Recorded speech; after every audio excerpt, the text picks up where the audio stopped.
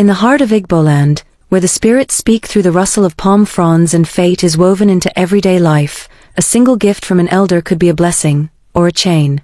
This is how one young woman's destiny was sealed, not with gold, but with a secret thread. The sun, a fierce unblinking disk of brass, beat down on the red earth of Umwofia, baking the village in a familiar drowsy heat. The air shimmered over the thatched roofs, and the only sounds were the distant squawk of chickens and the rhythmic thud-thud of pestles and mortars as women prepared the evening meal. For young Okezie, however, the serene pulse of the village felt like a taunting contrast to the whirlwind spinning inside her. At 19, her life was a confluence of excitement and a deep, unspoken fear. In a week she would be married, leaving the familiar, comforting shadows of her father's compound for a new life across the muddy, winding river that marked the boundary of her known world. Her trousseau was ready, beautiful aquite cloth woven by her mother, copper bracelets from her father, and pots seasoned with hope.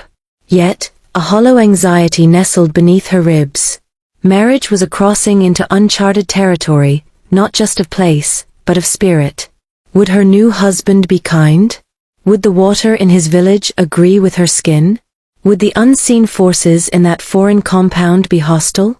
On the eve of her departure, as the setting sun painted the sky in shades of burnt orange and purple, the summons came. It was not from her chattering, tearful mother, but from the village's oldest woman, Okezie. She lived on the quiet edge of the village, her hut nestled under the gloomy shade of an ancient ogbu tree. Okezie's back was bent like a bow that had released all its arrows, her skin a map of wrinkles etched by countless dry seasons. Her eyes, milky at the edges but piercingly dark at the center, were said to hold the weight of all the stories ever told in Umwofia. They saw not just the present, but the shadow of what was to come. With her heart drumming a frantic rhythm against her chest, Okezie approached the hut. The air grew cooler, the cheerful village sounds fading, replaced by the dense, silent hum of the forest. She announced herself at the low entrance, her voice barely a whisper. "Come in, Nwam," a voice dry as rustling dry leaves, cold from within. Okezie ducked inside. The gloom was profound, pierced only by a single shaft of light from a small smoke hole. The air was thick and complex, a potent blend of drying herbs, camwood powder, and the deep earthy smell of aged clay pots. Okezie sat on a low stool, a spectral figure in the dimness. She did not smile, but her gaze was intent, studying Okezie as one might study a path before a long journey. For a long moment, she said nothing.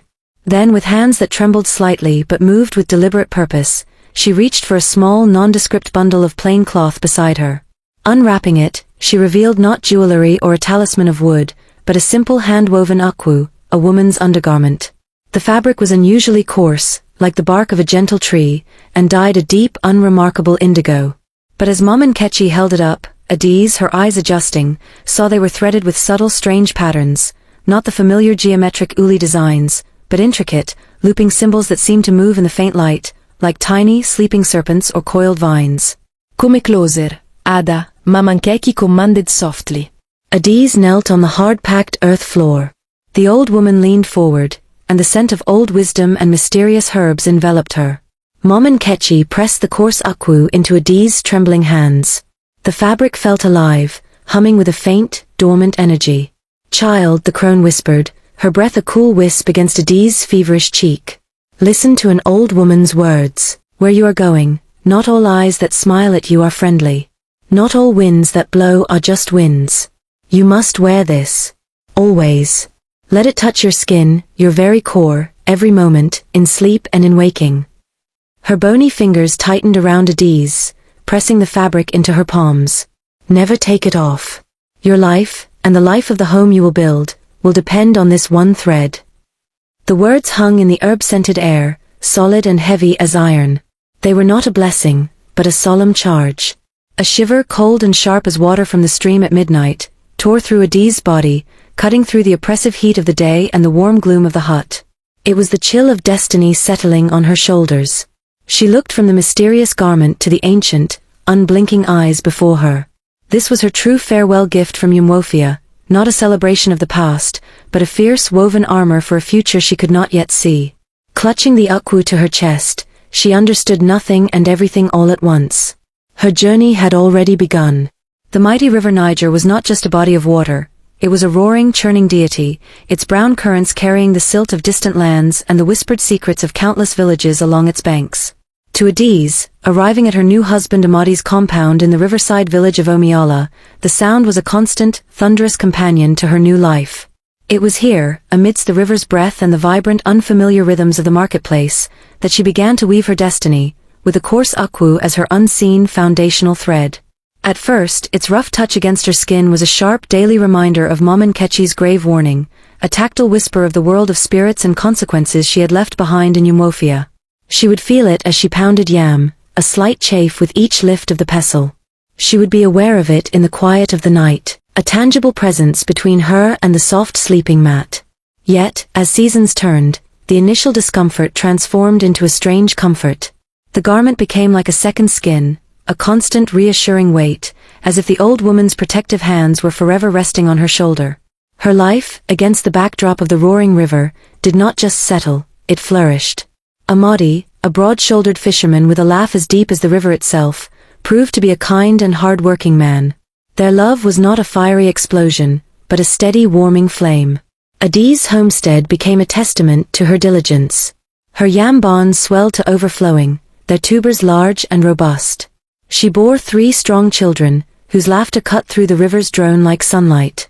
She navigated the complex social currents of Omiala with a calm grace, offering shrewd advice in women's circles and brewing remedies for childhood fevers that worked with quiet efficacy. Soon she was not just Amadi's wife from across the river, but Okezie, the one whose juju for prosperity is strong. And it was this very prosperity that began to stir the still waters of envy. Where Okezie heard the river's mighty song, others began to hear a different, more sinister whisper. At the village well, women would fall silent as she approached, only to resume a hissed conversation after she passed. Her luck is too straight, they would murmur. No blight touches her yams. Even the river gives her husband the fattest fish. What has she done? What does she wear? The questions were never direct, but they hung in the humid air, as persistent as mosquitoes. The only direct confrontation came not from a jealous neighbor, but from the place she felt safest, her own hearth. One evening, after a good season, Amadi presented her with a gift, a beautiful machine-woven akwu, soft as a cloud and patterned with delicate yellow threads. It was a modern luxury, bought from a trader from the distant coast.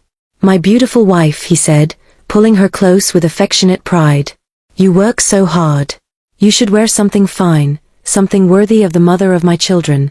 Throw away that old, rough thing you came with. Let us burn it and forget the past." His words, meant with love, struck a chord of cold terror in Okezie's heart. The memory of Mama Nkechie's hut, the dim light, the scent of herbs, the ironclad command, flooded back. She saw those milky, knowing eyes as clearly as if the old woman stood before her. She took the new garment, smiling softly at his kindness, and folded it away with great care. "Thank you, my husband. It is beautiful. But the old one, it is a tie to my mother's land. A comfort. It would feel like a betrayal to discard it.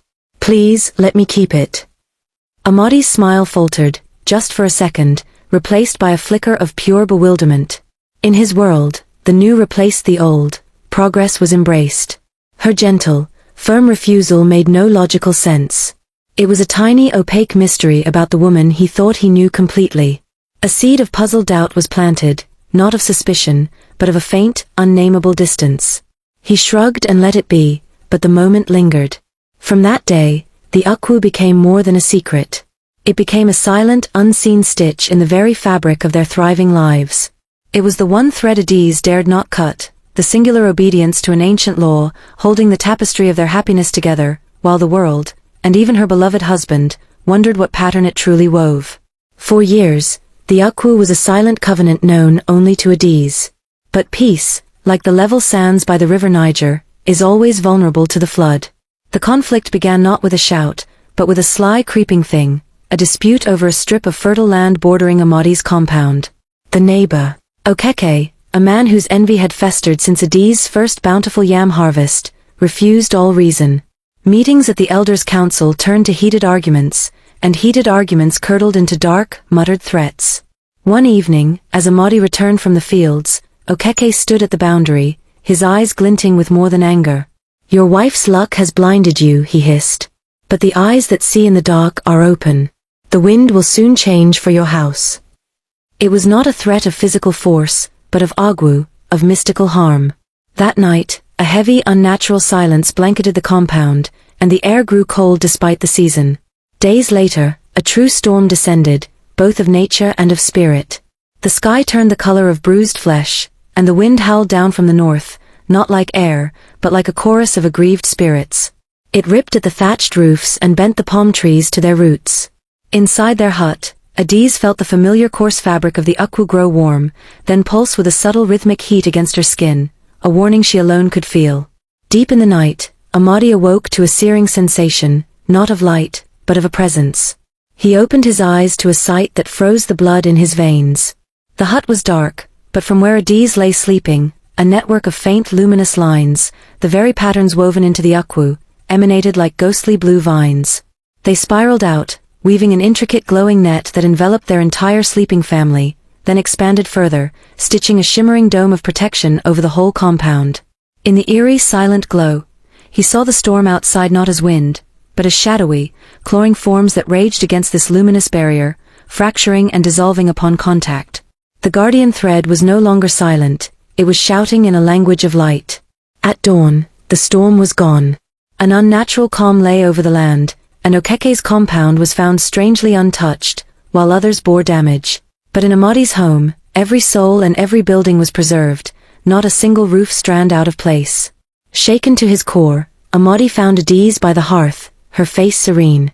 He did not ask, he simply knelt before her, taking her hands in his. The questions of years were quiet in his eyes, replaced by awe. Then, she told him. She spoke of Mom Nkechie's dim hut, of the weight of the gift, of the charge to never remove it. "It is not cloth, my husband," she whispered. "It is a prayer made thread. A shield woven by foresight. The old woman saw the envy on the path long before I walked it. She gifted me not with gold, but with guardian threads." Okezie understood then the profound depth of his wife's silent fidelity. Her obedience had been the quiet mortar holding their fortune together. From that day, he never questioned the old ways again. Okezie never took the akwu off. Safeguarded by wisdom and ancient craft, their lineage thrived for generations, their story becoming a whispered legend told by mothers to daughters, by elders to youths, beside the ever-roaring river. True fortune is not the wealth you display to the world, but the sacred trust you wear close to your skin, in faithful, unwavering silence. It was a testament that the most powerful protections are often the ones unseen, woven not just with thread, but with foresight and obedience. And don't forget to like, comment, and subscribe to Folktale by T Vibes.